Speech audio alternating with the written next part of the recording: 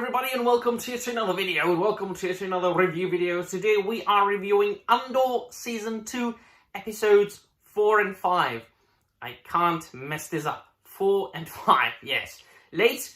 Well, no, as I always say, Brother Law is never late, nor is he early. He makes reviews precisely when he means to.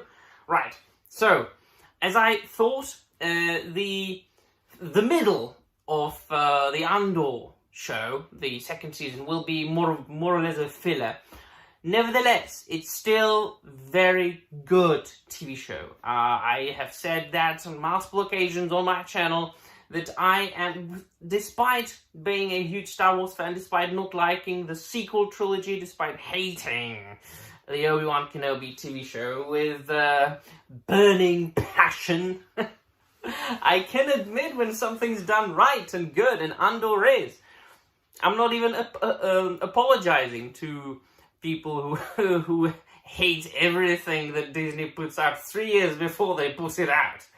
I call the first season heist show in space. The second season can't really be called heist in space because it's more of a drama. It's more of a galactic drama, and I have to say that I do enjoy the acting of all the actors there. I mean, it has been some time since I've seen a Star Wars show or a film in which all the actors would be performing brilliantly.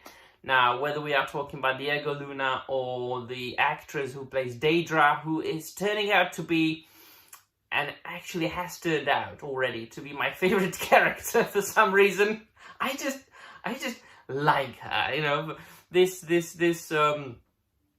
very, very strict, bitchy, dominatrix-like character, very ambitious, but at the same time, you can see there is, this underlying gentleness and love towards the... I'm always banking on the names. I'm sorry, I love the show, but it's not as important for me as, for me to remember the names of all the characters. The guy, her boyfriend, the guy who worked at the bureau there, who is at Gorman now as a snitch.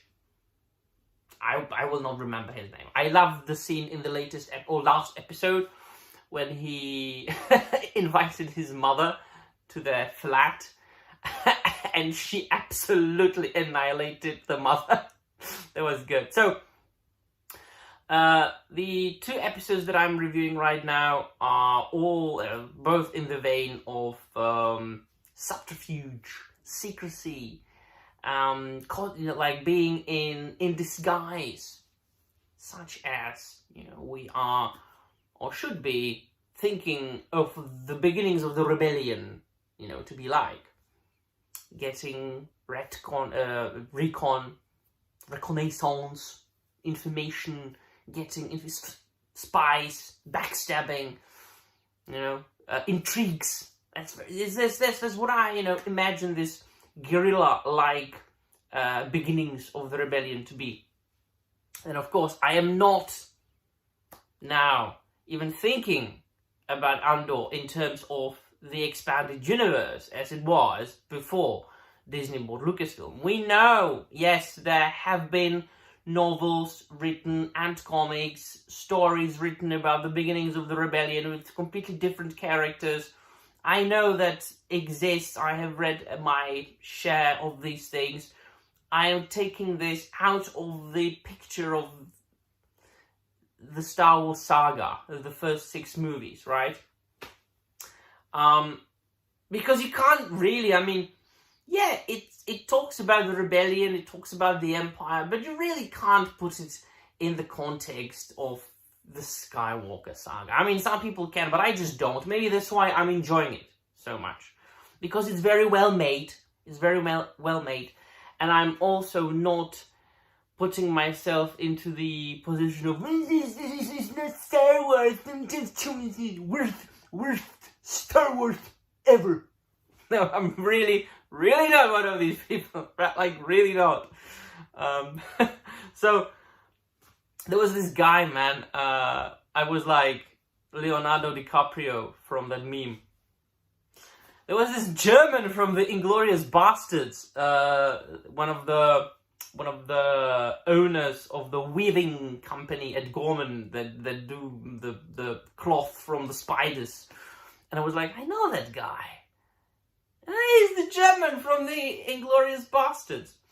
And also, I like the idea that, well, it's, in a way, and that's what I find fascinating also about the show. And it's also one of the reasons why you can't really put the show in the same universe, quote unquote, as the original Skywalker saga. They are bringing into the show a lot of features and aspects that resemble the real world. And it's not just by the fact that they are eating cereal and that they're buttons suddenly, and that they have flats, or apartments, as they say in the US of A, or that they are bringing groceries in tote bags. It's all, it's like they did it in Skeleton Crew even more, but Skeleton Crew was boring, bland. But this is an actually good show. But the entire Gorman planet, they kind of made it into like Star Wars France. They are very much into, their production is all fashion based or oriented, and their language is basically space French mixed with other languages, but it sounds like French a lot to me. And so these are all the aspects that make the show special, different. And when you make a Star Wars show, a millionth, gazillionth Star Wars show or a film, when you make it different, but at the same time, when you make it good, like genuinely of a high quality, you can't possibly put yourself in a position of an actually guy who said, like, it's not honoring Lucas. There was one scene that contradicts that novel from the Expanded Universe that was published in 2004. Come on. As I said, this is a completely different case from, for example, Tolkien and the Rings of Power, right? Star Wars universe has been built by not only Lucas, but many people over the years. The Expanded Universe itself, pre-Disney, was written by a lot of authors, and being sanctioned or not sanctioned by Lucas. I mean, at this point, it doesn't really matter because it doesn't belong to Lucas anymore. So, but I do understand and I do see the point of the people who are refusing to say anything positive about it. Yes, I do understand your position, but I'm not in that position. So I do genuinely enjoy watching Andor, and I can't wait to see the rest of the show. So let me know in the comments down below what you think, and that'll be all. Thank you very much for watching, and may the Force be with you.